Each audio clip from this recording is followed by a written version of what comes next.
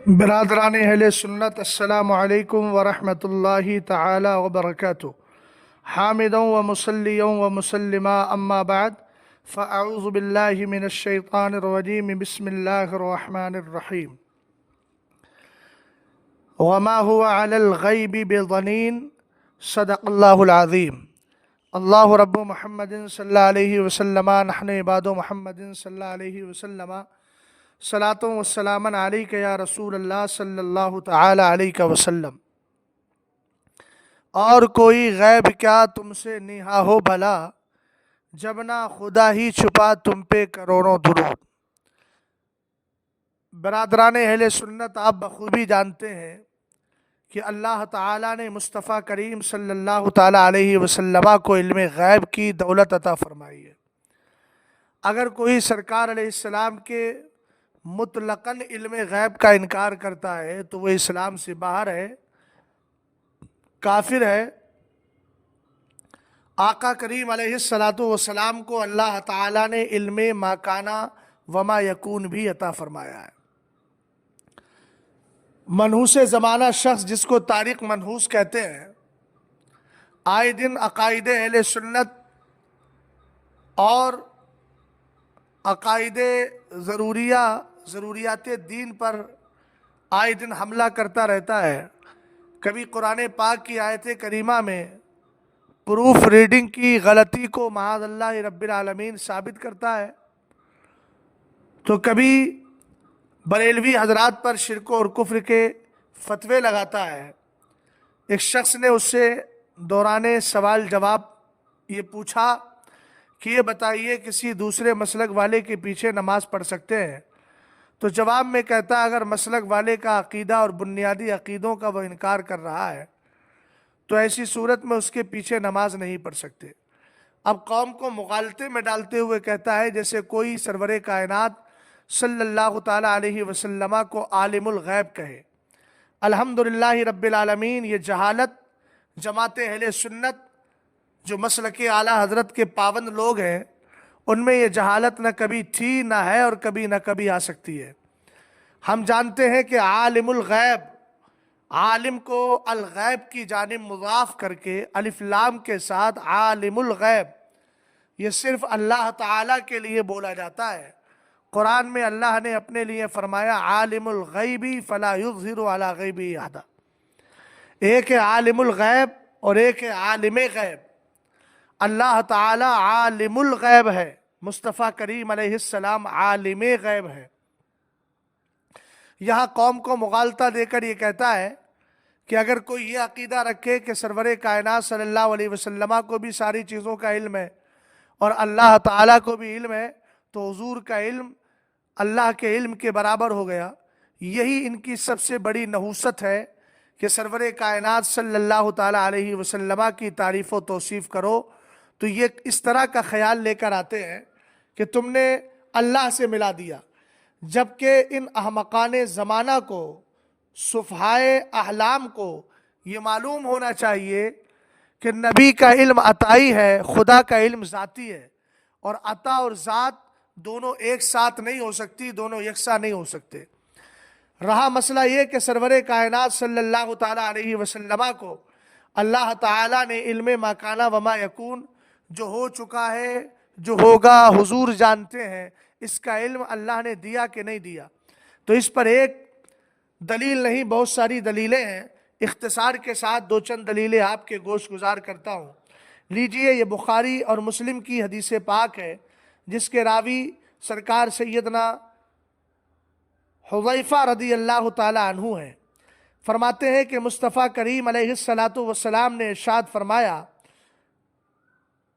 اور کب ارشاد فرمایا، کس جگہ فرمایا، اس کی کیفیت پوری بیان کرتے ہیں۔ کہا قام فینا رسول اللہ صلی اللہ تعالی علیہ وسلم مقاماً، کہ ہمارے درمیان ایک مقام پر حضور اکرم صلی اللہ علیہ وسلم کھڑے ہوئے، اور اس کے بعد کہتے ہیں ما ترک شیئن یکون فی مقامہ ذالک الی قیام الساعۃ الا حدث بہ حفظہ من حفظہ ونسیہ من نسیہ۔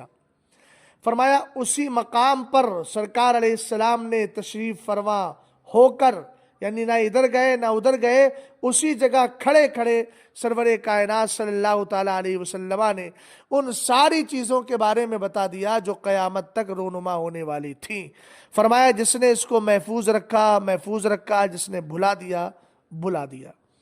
ایک حدیث پاک میں نے آپ کے گوش گزار کی، دوسری حدیث پاک جس کو امام بخاری نے اپنے صحیح میں جگہ دی ہے، اور سرکار سیدنا امیر المومنین عمر فاروق اعظم رضی اللہ تعالیٰ عنہ حدیث کے راوی ہیں۔ آپ فرماتے ہیں قام فینا النبی صلی اللہ تعالیٰ علیہ وسلم مقاما فاخبرنا عن بدء الخلق حتى دخل اهل الجنة منازلهم واهل النار منازلهم حفظ ذلك من حفظه ونسيه من نسيه، کہ ہمارے درمیان حضور علیہ السلام ایک مقام پر کھڑے ہوئے اور آقا کریم علیہ السلام نے ہمیں غیب کی خبریں دینا شروع کی، یہاں تک کہ دنیا جب سے بنی تھی، تخلیق کائنات، ابتدائے تخلیق کائنات یعنی زمین آسمان اور کائنات کی پیدائش کے آغاز سے لے کر کے اور انتہا تک، یہاں تک کہ حضور نے یہ بھی بتا دیا کہ اتنے جنت میں جنتی جائیں گے اور اتنے جہنمی جہنم میں جائیں گے۔ فرمایا کہ جس نے اس کو محفوظ رکھا، جو بھلا گیا۔ اب آپ ذرا ان حدیثوں سے اندازہ لگائیے کہ سرور کائنات صلی اللہ تعالیٰ علیہ وسلم جو ہے وہ یقیناً ان ساری چیزوں کا علم رکھتے ہیں۔ حضرت شیخ عبدالحق محدث دہلوی رضی اللہ تعالیٰ عنہ، جن کو دیابنا بھی ماننے کا دعویٰ کرتے ہیں، آپ نے فرمایا پس دانستم ہرچے در آسمان ہا و ہرچے در زمین ہا بود عبارت است از حصول تمام علوم جزوی و کلی و احاطہ آ، یعنی سرور کائنات صلی اللہ تعالیٰ علیہ وسلم نے ایک حدیث میں فرمایا ہے نا، فعلمت ما فی السماوات و ما فی الارض، جو کچھ زمینوں میں ہے اور جو کچھ آسمانوں میں ہے وہ میں نے سب کچھ جان لیا۔ یہ آقا کریم علیہ السلام نے فرمایا کیوں؟ دراصل آپ تھوڑا سا پیچھے بڑھیں گے تو ایک حدیث ہمیں ملتی ہے، امام ترمذی نے جس کو اپنی جامع میں جگہ دی ہے اور بہت ساری کتابوں میں اسانید صحیحہ اور کے ساتھ یہ حدیث مروی ہے، اور جس کو 10 صحابہ اکرام نے روایت کیا ہے۔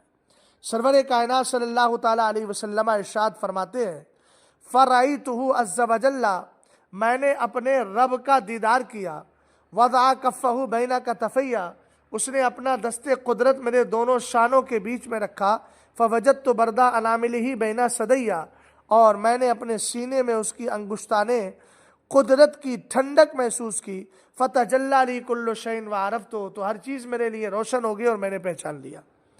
اس حدیث کی شرح میں شیخ عبدالحق محدث دہلوی نے کہا مطلب یہ ہے کہ میں نے پہچان لیا، جو کچھ آسمانوں میں تھا جان لیا، جو کچھ زمینوں میں تھا۔